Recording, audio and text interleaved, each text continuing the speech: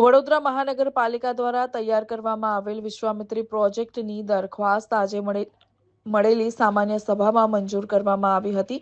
વડોદરા શહેર અને વિશ્વામિત્રી નદીનો અભ્યાસ કર્યા બાદ વિશેષ રિપોર્ટ તૈયાર કરાયો અને સરકાર સમક્ષ રજૂ કરવામાં આવ્યો. તેને ધ્યાનમાં લઈ વડોદરા મહાનગરપાલિકા દ્વારા 100 દિવસનો ટૂંકા અને લાંબા ગાળાનો પ્લાન તૈયાર કરવામાં આવ્યો છે, જેને મંજૂરી આપવાના હેતુસર આજે વિશેષ સભાનું આયોજન કરવામાં આવ્યું હતું, જ્યાં તમામ સભાસદોને ઝોન વાઇઝ કઈ રીતે કામગીરી કરવાની છે તેનું પ્રેઝન્ટેશન બતાવવામાં આવ્યું અને વિરોધ પક્ષના વિરોધ બાદ મંજૂરી આપવામાં આવી હતી. હવે આવનાર દિવસોમાં પાલિકા દ્વારા ટેન્ડરિંગ કરી આગળની કાર્યવાહી શરૂ કરવામાં આવશે.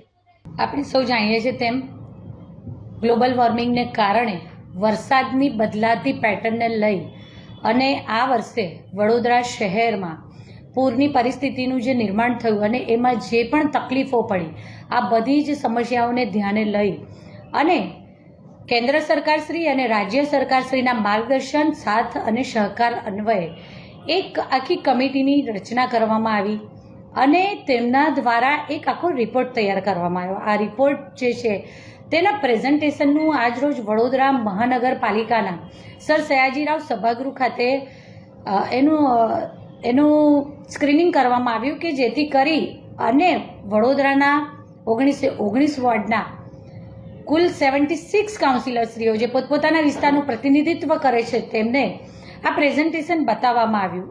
સાથે સાથે 4 અલગ અલગ ઝોનનું ઝોન વાઇઝ પણ અલગ ડિટેલ પ્રેઝન્ટેશન તૈયાર કરવામાં આવ્યું છે, જેથી કરી અને સમગ્ર શહેરને આવરી લેતા પ્રત્યેક વિસ્તારનું દરેક કાઉન્સિલરશ્રીને પોતપોતાના વિસ્તારની માહિતી પણ મળે. તો સાથે સાથે કારણ કે કાઉન્સિલરશ્રીઓ જ હોય છે કે જે પોતપોતાના વિસ્તારમાં અવારનવાર જતા હોય છે, તો લોકોની સમસ્યાઓના ઉકેલ માટે પણ લોકોના સંપર્કમાં હોય છે, ત્યારે ચોક્કસ કાઉન્સિલરશ્રીઓને એ ધ્યાનમાં પણ હોય.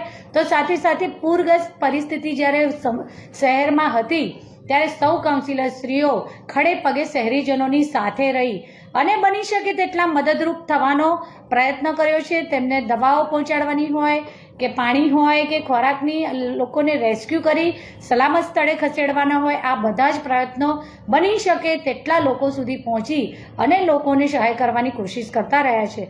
ત્યારે આ વિશ્વામિત્રી નદીના પૂર નિયંત્રણ અને નિવારણ કમિટી દ્વારા જે પણ કામગીરીના એક્શન પ્લાન સૂચવેલા હતા એ સંદર્ભે આજરોજ બેઠક કરવામાં આવી અને તેમાં સૌ કાઉન્સિલરશ્રીઓ દ્વારા પોતપોતાના સૂચનો પણ આપવામાં આવ્યા છે આગામી સમયમાં. કારણ કે સ્વાભાવિક છે કે આજે તો માત્ર એનું પ્રેઝન્ટેશન કરવામાં આવ્યું છે, પરંતુ આગામી સમયમાં એક જ ઝોન આજે આપણે લઈ શક્યા છે. સમયની મર્યાદાને કારણે તો આગામી સમયમાં બાકીના ઝોનનું પણ ઝોન વાઇઝ પ્રેઝન્ટેશન કરવામાં આવશે. તો સાથે સાથે જરૂર પડે સ્થાનિક કાઉન્સિલરશ્રીઓ દ્વારા જે પણ સૂચનો કરવામાં આવશે તો એ પણ સૂચનો માટે પણ જગ્યા પર જઈને ત્યાં વિઝિટ કરવાની જરૂર પડશે તો તે પણ કરવામાં આવશે. અને ટૂંકમાં દરેક કાઉન્સિલરશ્રીઓ દ્વારા સૂચવેલા સૂચનો પર આપણે અમલ કરી શકીએ તેનો પણ પ્રયત્ન કરવામાં આવશે. આજરોજ આ વિશ્વામિત્રી નદીમાં પૂર નિયંત્રણ અને નિવારણ સમિતિએ જે રિપોર્ટ કર્યો તો તેને બહાલી આપવા માટે આ રિપોર્ટમાં સૂચવેલ બાબતો પૈકીની શક્ય કામગીરીઓ આપણે ચોમાસા પહેલાં કરી શકીએ એના માટેનો જે રિપોર્ટ તૈયાર કર્યો છે અને એની આનુષંગિક જે પણ અન્ય કામગીરી હોય આ તમામ માટે એક દરખાસ્ત ચડાવવામાં આવી હતી અને જે દરખાસ્તને આપણે મંજૂરી આપવામાં આવી છે કમિશનરશ્રીને. આ બધી જ કામગીરી કરવા માટે કમિશનરશ્રીને સત્તા સોંપવાની જે દરખાસ્ત હતી તેની મંજૂરી આપવામાં આવી છે અને આગળ આ વિષય પર કામગીરી કરવામાં આવશે. વિશ્વામિત્રી પૂર નિવારણ સમિતિએ જે રિકમેન્ડેશન્સ આપ્યા છે, જે સજેશન આપ્યા છે, એને કઈ રીતે અમલ કરવું, એ સજેશનો શું હતા, એનો આખો રિપોર્ટ એ આજે એક વિશેષ સમગ્ર સભા ભરાઈ હતી અને એના મેજ ઉપર આજે મૂક્યો છે. બધા કાઉન્સિલરશ્રીઓને પ્રેઝન્ટેશન કરવામાં આવ્યું હતું, જેમાં વિશ્વામિત્રી નદીનું ડ્રેજિંગ, પ્રતાપપુરા આજવાસરનું ડ્રેજિંગ, ચેકડેમોની મરામત, અંદરની કાંસોનું ડિસિલ્ટિંગ, રિસેક્શનિંગ, બહારની કાંસોનું સિલ્ટિંગ, રિસેક્શનિંગ, ભૂખી કાંસ ઓલ્ટરનેટ જે બનાવવાની વાત હતી એવા સમગ્ર વિષયને લઈને એક પ્રેઝન્ટેશન થયું હતું. સાથોસાથ ઝોન વાઇઝ પ્રેઝન્ટેશનો પણ કરવામાં આવ્યા હતા કે દરેક ઝોનમાં નાનામાં નાની વસ્તુ અમે શું કરવાના છીએ. એ બધું પ્રેઝન્ટેશન આજે સમગ્ર સભામાં થયું.